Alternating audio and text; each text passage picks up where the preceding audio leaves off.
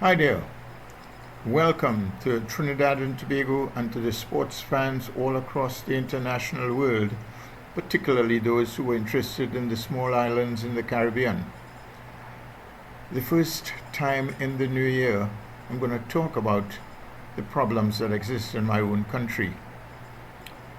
It has been a very devastating period over the past year, simply because of the fact that nothing strategic was beneficial in the business of sport. I've thought about it and thought about it. The normalizing committee came in. I wondered whether they had thought about it enough. I didn't think so, simply because they had not spoken with people who would be well aware of what the problems were. They thought it was a few $1 million and they can handle it because they're all businessmen. They're wrong. They're very wrong. Our problem is the weakness of all the clubs, the majority of clubs in Trinidad and Tobago. They have really devastated the quality of football, not only on the field, but off the field. We've had some good players all the time, all the years, but we've had some strong clubs. We had some clubs who would market well. We have some clubs whose supporters will be in the ground so long as their teams are playing. We've got clubs with managers and presidents who are in good positions, very qualified personnel, and doing a tremendous job. The problem never existed to any point that it reached the players or the coach or anyone else. So before Mr. Haddad can do anything, I would humbly suggest that one, he takes a look at the Constitution. Now, why the Constitution? Simply because it was done a few years ago in the year 1972, to be exact. I was a member of that commission, and it was as solid as a rock, and it did extremely well. So did the cricket. And all of a sudden, gradually over the years, we were seeing things that were happening that would not have been beneficial to the game of football. And yet still, it was carried on and on and on. At the end of it all, what did we have? We had a pro league, we had a super league, we had all the zones, none of them working in conjunction with each other.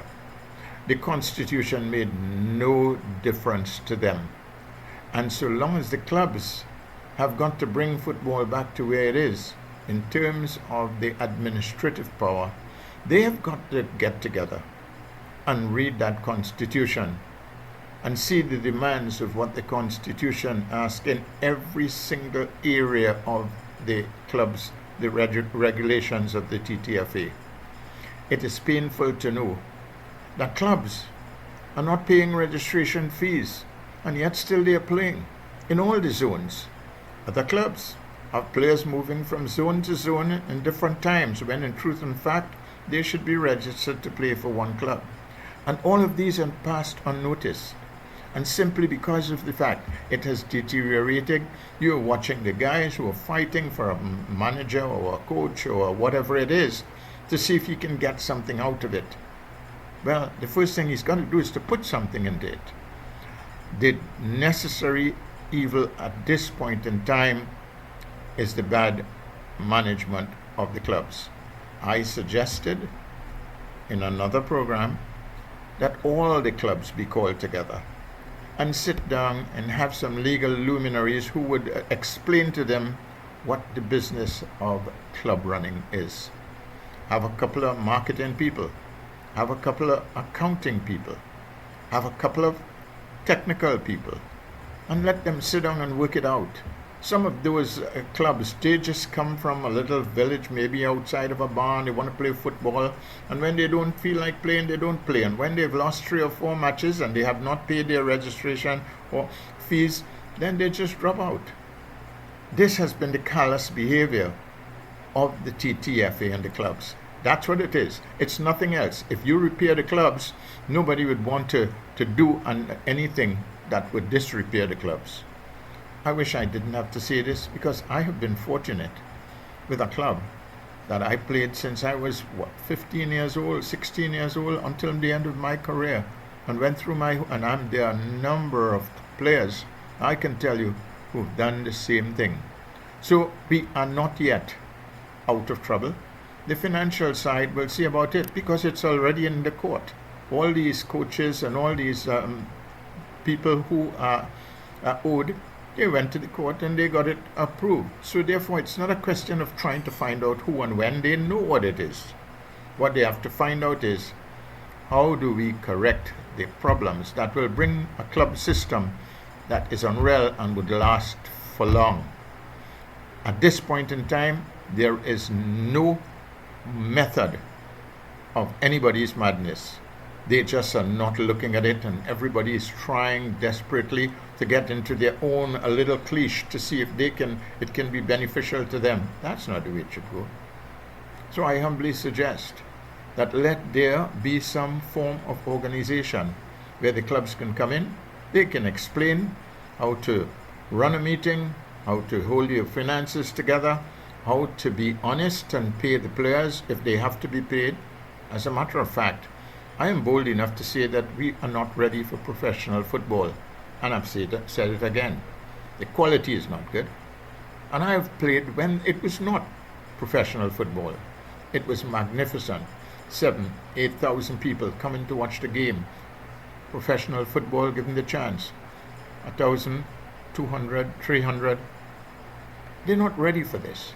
And I humbly believe that they go back to the structure of good management in the Football Association from an amateur point of view. The companies are going to take charge, they're going to be sponsors, and they'll bring some funds in. That's fine. That's all it's needed. Anything else will not allow this to have a good start. Now, I'm saying this at the start of the 2021 New Year, and I hope each and every one of you take my comments in the manner in which I'm thinking about it, because I know that thousands of people in the Caribbean would like to see Trinidad and Tobago's football get to the top again. Jamaica is way above us, and some of the others are getting close to us when years ago they didn't have a chance.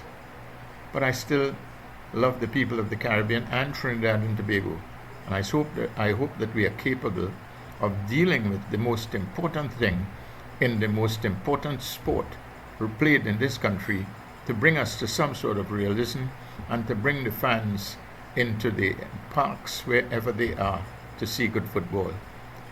At the same time, will you have a pleasant New Year?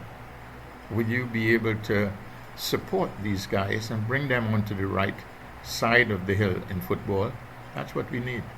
Thank you and goodbye.